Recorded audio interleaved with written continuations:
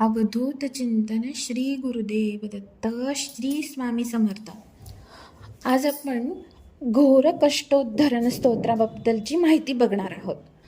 हे घोर कष्टोद्धरण स्तोत्र वासुदेवनंद सरस्वती म्हणजेच टेंबे स्वामी महाराज यांनी रचलेलं आहे.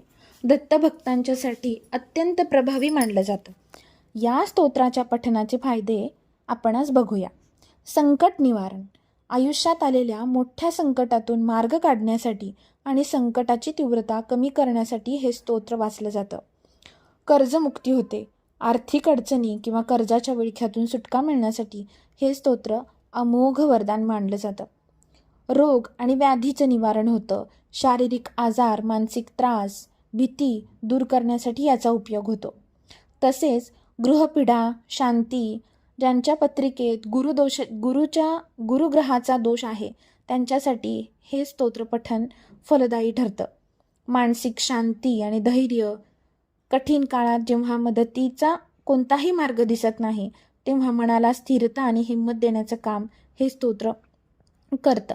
दररोजच्या पठणामुळं पापांचं क्षालन होतं आणि जीवनातील दारिद्र्यता दूर होण्यास मदत होते. ही स्तोत्र पठण करण्याची पद्धत कशी?